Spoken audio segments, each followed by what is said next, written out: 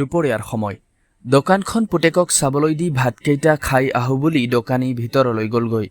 এই চেগতে মানুহ এজন দোকানলৈ আহিল আৰু নিজৰ পৰিচয় দিলে এইদৰে, মোৰ নাম মাখি আৰু মই মিঠৈ খাবলৈ আহিছো।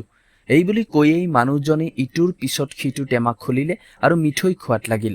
হঠাৎ হোৱা এনে কাণ্ডত তত ধৰিব নোৱাৰি পুতেকে বাপেকক চিঞৰিলে, দেউতা দেউতা, মাখিয়ে মিঠৈ খালে। ভিতৰত ভাত পানী খাই আৰামত শুই থকা বাপেকে উত্তৰ দিলে, খাওক দে, মাখিয়ে কিমাননো মিঠৈ খাব। আৰু এনেদৰেই কথাৰ পাকত নিজকে মাখি সজাই মানুহজনে হেঁপাহ পলুৱাই মিঠৈ খালে আৰু পলাই পত্ৰং দিলে। এয়া কাহিনীৰ কথা, কিন্তু বাস্তৱ জীৱনতো মাখি কাউকান কৰাটো আমাৰ সকলোৰে স্বভাৱ। মাখি এনেকুৱা এটা বস্তু যি আপোনাৰ এই ঘৰত আপোনাৰ এই কাঁহীৰ পৰা আপোনাক নুসুধাকৈ ভাত খায় আৰু আপুনি একো এডাল কৰিব নোৱাৰে। কিন্তু বন্ধুসকল, আপোনাৰ জীৱনত ইমান দখল দিয়া এই মাখিকেইটাৰ বিষয়ে আপুনি বাৰু কিমান কথা জানে? আহকচোন এই ভিডিঅ'টিত আমি জানিবলৈ চেষ্টা কৰোঁ ধুৰন্ধৰ মাখিবোৰৰ বিষয়ে কিছু নজনা কথা। মাখিয়ে জুলীয়া খাদ্যহে গ্ৰহণ কৰে। হয় বন্ধুসকল, মাখিয়ে গোটা খাদ্য খাবই নোৱাৰে। ইহঁতে যেতিয়াই খাদ্যৰ ওপৰত পৰে তেতিয়াই ইহঁতে মুখৰ পৰা লালতিৰ লগত এনে কিছুমান পদাৰ্থ বমি কৰি খাদ্যত মিহলাই দিয়ে, যিবোৰে খাদ্যবস্তুখিনিক ভাঙি জুলীয়া অৱস্থাত পৰিণত কৰে, যাতে মাখিয়ে ইয়াক পি খাব পাৰে। মাখিয়ে ঠেঙৰ সহায়ত সোৱাদ ল'ব পাৰে।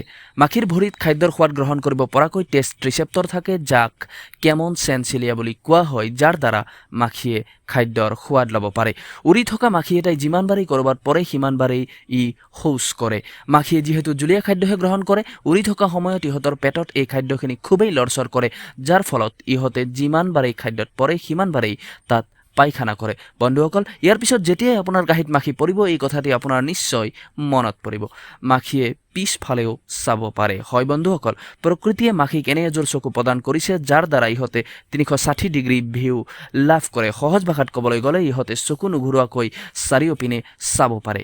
মাখিয়ে যে বেমাৰ বিয়পায় এই কথা আপুনি হয়তো আগতেও শুনিছে। আপুনি জানি আচৰিত হ'ব যে ঘৰত থকা সাধাৰণ মাখি এটাই 50টাতকৈ বেছি বেমাৰ বিয়পাব পাৰে। মাখিয়ে প্ৰতিক্ৰিয়া দেখুৱাবৰ কাৰণে খুব কম সময় লয়। উদাহৰণস্বৰূপে, যদিহে কিবা এটা আপোনাক খেদি আহে, আপুনি দৌৰিবৰ কাৰণে যিমান সময় লগাব তাতকৈ বহুত বেছি সোনকালে মাখি এটাই উৰা মাৰে। কিয়নো মানুহৰ মগজুটোৱে 1 ছেকেণ্ডত 60খন ছবিহে প্ৰচেছ কৰিব পাৰে, কিন্তু মাখিৰ মগজুটোৱে 250খন ছবি প্ৰচেছ কৰাৰ কাৰণে সময় লয় মাথো 1 ছেকেণ্ড। বন্ধুসকল, আজিৰ ভিডিঅ'টি চাই আপোনালোকে কেনে পালে জনাবলৈ নাপাহৰিব। যদিহে ভিডিঅ'টি ভাল পালে অনুগ্ৰহ কৰি ভিডিঅ'টি লাইক, শ্বেয়াৰ আৰু চেনেলটি ছাবস্ক্ৰাইব কৰিব। ধন্যবাদ বন্ধুসকল। মোৰ নাম হ'ল ধীৰাজ আৰু চাই থাকিব জ্ঞানৰ গেৰাজ।